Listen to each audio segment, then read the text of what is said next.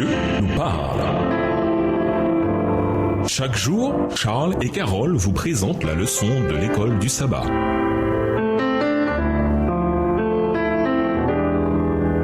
Bienvenue dans votre émission. Dieu nous parle. Nous voilà à la leçon de mardi, ressources disponibles pour la famille de Dieu. Le plus grand don de Dieu à ses enfants est Jésus-Christ qui nous apporte la paix, du pardon, la grâce pour la vie quotidienne et la croissance spirituelle et l'espérance de la vie éternelle. Car Dieu a tant aimé le monde qu'il a donné son Fils unique afin que quiconque croit en lui ne périsse point, mais qu'il ait la vie éternelle. Jean 3, verset 16, version du second. Mais à tous ceux qui l'ont accueilli, il a donné pouvoir de devenir enfants de Dieu, à ceux qui croient en son nom. Jean 1, verset 12. Le salut est donc le don fondamental parce que, sans ce don, nous ne pourrions rien obtenir de Dieu qui ait vraiment de l'importance à long terme. Quoi que nous ayons ici, un jour nous serons morts et partis, et tout le bien que nous avons fait sera également oublié. D'abord et avant tout, nous devons toujours garder au centre de toutes nos pensées le don de l'Évangile, c'est-à-dire le Christ crucifié. 1 Corinthiens 2, verset 2. Par le salut, Dieu nous donne tant de choses. À ceux qui se préoccupent de leur nourriture et de leurs vêtements, Jésus offre du réconfort en disant « Cherchez premièrement le royaume et la justice de Dieu, et toutes ces choses vous seront données par-dessus. » Matthieu 6, verset 33 dans la version Louis II.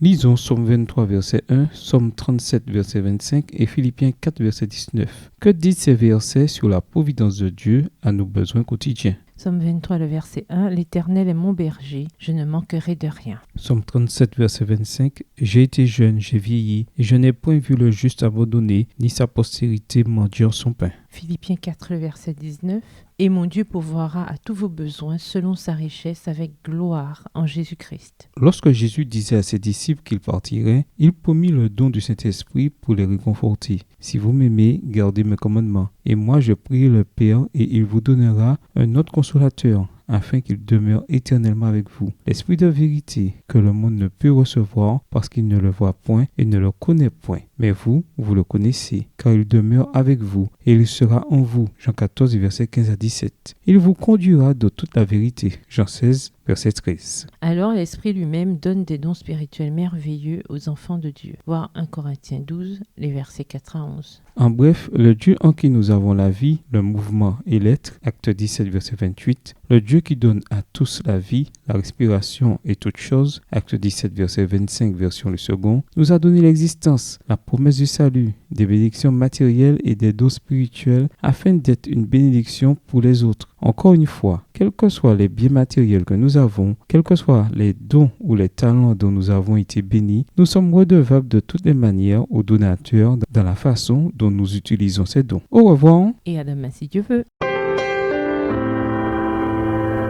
Dieu nous parle. Chaque jour, Charles et Carole vous présentent la leçon de l'école du sabbat.